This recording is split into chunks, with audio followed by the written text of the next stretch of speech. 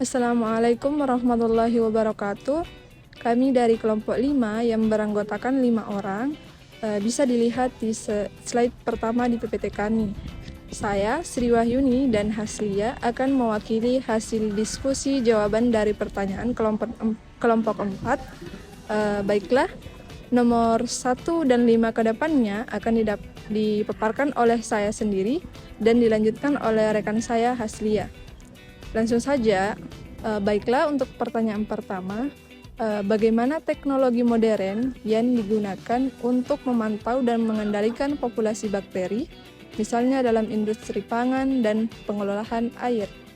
Nah, dalam industri pangan dan pengelolaan air, teknologi modern telah menjadi landasan penting dalam memantau dan mengendalikan populasi bakteri. Berbagai inovasi teknologi, mulai dari sensor otomatis hingga metode deteksi cepat seperti PCR. Nah, yang memungkinkan pengawasan yang lebih efisien terhadap bakteri patogen. Sistem pemantauan otomatis yang terhubung dengan sensor memungkinkan deteksi dini bakteri berbahaya. Sementara pemrosesan data dan analisis memungkinkan untuk mengambil tindakan yang cepat dan tepat dalam mengendalikan populasi bakteri. Pemrosesan termal dan teknologi kontrol lingkungan memberikan solusi untuk membersihkan air dan produk pangan dari bakteri patogen tanpa mengurangi kualitasnya. Dengan demikian, integrasi teknologi modern ini telah menjadi kunci dan meningkatkan keamanan dan kualitas produk pangan dan air, serta menjaga kesehatan masyarakat secara keseluruhan. Pertanyaan kedua yaitu, kurva pertumbuhan mikroorganisme merupakan petunjuk pola perkembangbiakan mikroorganisme dalam lingkungan yang terbatas. Uraikan analisis Anda, apakah kurva tersebut bisa diterapkan dalam lingkungan yang kaya akan nutrisi? Apakah sama kurvanya jika mikroorganisme tersebut berada di lingkungan yang kaya nutrisi? Kurva pertumbuhan mikroorganisme merupakan petunjuk pola perkembangbiakan mikroorganisme dalam lingkungan yang terbatas, di mana sumber daya seperti nutrisi menjadi pembatas utama bagi pertumbuhan. Namun, dalam lingkungan yang kaya akan nutrisi, pertumbuhan mikroorganisme tidak terbatas oleh ketersediaan nutrisi. Oleh karena itu, fase eksponensial pertumbuhan akan berlangsung lebih lama dan mencapai titik maksimum yang lebih tinggi yang dibandingkan dengan lingkungan yang terbatas. Fase stasioner juga memungkinkan menjadi lebih singkat atau bahkan tidak terjadi sama sekali karena ketersediaan nutrisi yang melimpah memungkinkan pertumbuhan mikroorganisme yang terus berlanjut tanpa hambatan. Begitu pula pada fase kematian. Mungkin tidak terjadi jika lingkungan tersebut menyediakan nutrisi yang cukup untuk pertumbuhan mikroorganisme. Dengan demikian, meskipun konsep dasar kurva pertumbuhan mikroorganisme tetap berlaku dalam lingkungan yang kaya nutrisi, kurva tersebut akan menunjukkan pola pertumbuhan yang berbeda dengan fase eksponensial yang lebih panjang dan fase stasioner yang lebih pendek atau bahkan tidak ada. Pertanyaan ketiga yaitu bagaimana perubahan lingkungan seperti suhu, pH, dan ketersediaan nutrisi dapat mempengaruhi bentuk dan tingkat pertumbuhan pada kurva pertumbuhan mikroorganisme. Nah, perubahan lingkungan seperti suhu, pH, dan ketersediaan nutrisi dapat mempengaruhi bentuk tingkat pertumbuhan pada kurva pertumbuhan mikroorganisme, yaitu pertama, suhu. Suhu mempengaruhi laju reaksi enzim dan metabolisme mikroorganisme, di mana suhu optimum akan meningkatkan laju pertumbuhan, sedangkan suhu yang terlalu rendah atau terlalu tinggi dapat menghambat pertumbuhan. Nah, yang kedua yaitu pH. Mikroorganisme yang memiliki rentang pH optimum untuk pertumbuhan mereka. Perubahan pH di luar rentang ini dapat menghambat pertumbuhan atau bahkan membunuh mikroorganisme. Yang ketiga yaitu ketersediaan nutrisi. Ketersediaan nutrisi sangat penting untuk pertumbuhan mikroorganisme, di mana jika nutrisi tidak mencukupi, pertumbuhan akan terhambat. Namun, jika nutrisi berlebihan, hal ini juga dapat mengganggu pertumbuhan. Pertanyaan yang keempat yaitu, apa saja yang dapat mempengaruhi bentuk dan pola kurva pertumbuhan bakteri?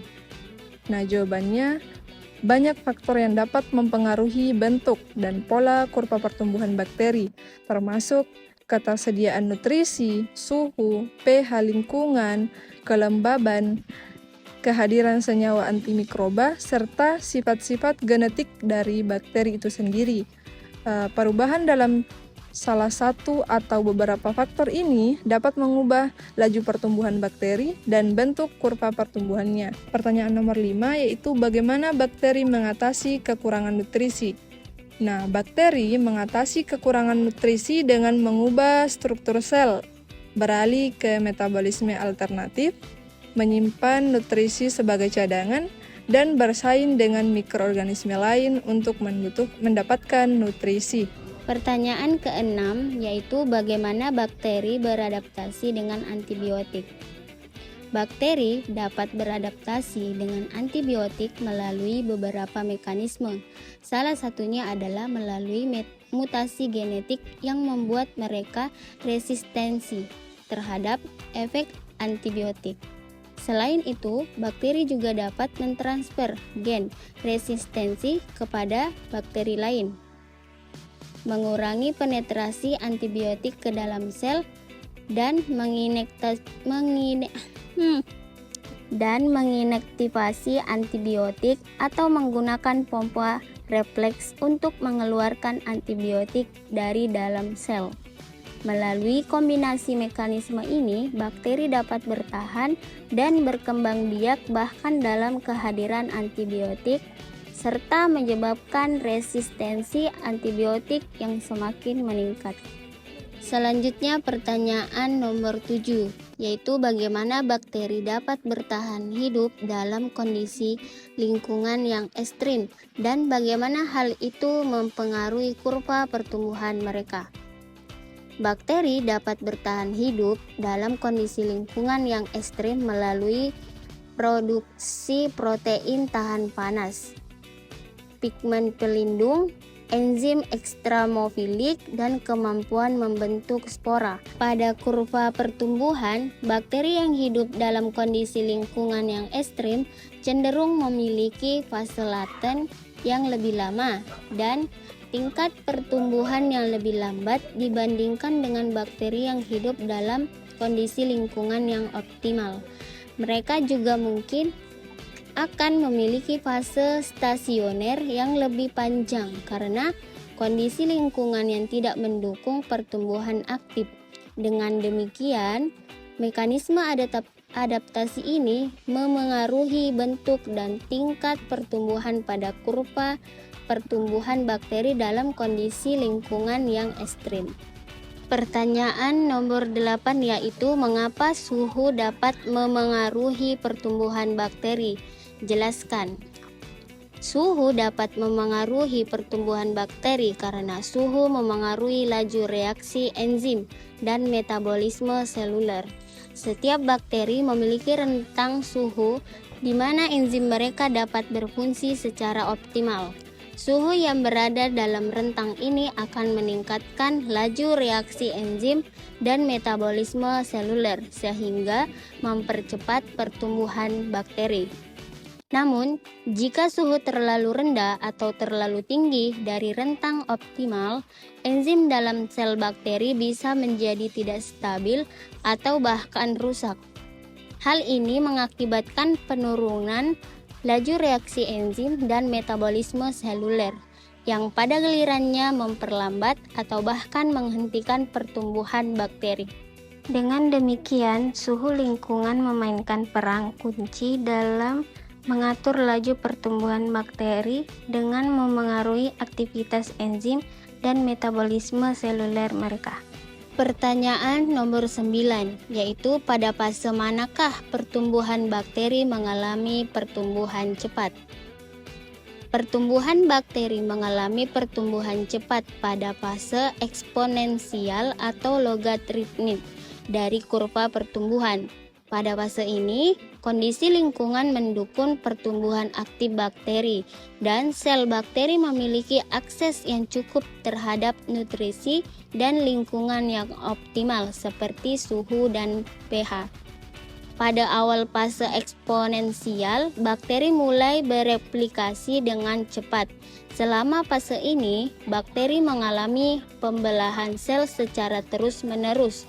Jumlah sel berkembang biak dengan cepat. Pertanyaan nomor 10 yaitu bagaimana mikroorganisme beradaptasi dengan lingkungan melalui kurva pertumbuhan yang terjadi. Mikroorganisme dapat beradaptasi dengan lingkungan melalui kurva pertumbuhan yang terjadi dengan beberapa cara. Yang pertama, fase adaptasi. Mikroorganisme mengalami periode adaptasi pada awal kurva pertumbuhan. Selama fase ini, mikroorganisme beradaptasi dengan lingkungan baru dan mempersiapkan diri untuk pertumbuhan aktif. Yang kedua, fase eksponensial. Pada fase eksponensial, mikroorganisme mengalami pertumbuhan cepat. Selama fase ini, populasi mikroorganisme berkembang biak dengan cepat karena kondisi lingkungan mendukung pertumbuhan aktif. Yang ketiga, fase stasioner. Setelah mencapai kepadatan populasi tertentu, mikroorganisme memasuki fase stasioner. Pada fase ini, laju pertumbuhan mikroorganisme menurun karena sumber daya mulai menjadi terbatas. Mikroorganisme mengalami persaingan untuk sumber daya dan jumlah sel baru yang terbentuk sebanding dengan jumlah sel yang mati. Yang terakhir yaitu fase kematian. Jika kondisi lingkungan terus memburuk, mikroorganisme akan memasuki fase kematian. Pada fase ini, jumlah sel yang mati melebihi jumlah sel yang baru terbentuk dan populasi mikroorganisme secara keseluruhan mengalami penurunan. Melalui kurva pertumbuhan ini, mikroorganisme dapat beradaptasi dengan lingkungan mereka. Mereka dapat menyesuaikan pertumbuhan mereka dengan perubahan kondisi lingkungan, baik itu perubahan suhu, pH, ketersediaan nutrisi, atau faktor lingkungan lainnya. Demikian itulah jawaban dari kelompok kami untuk pertanyaan kelompok 4.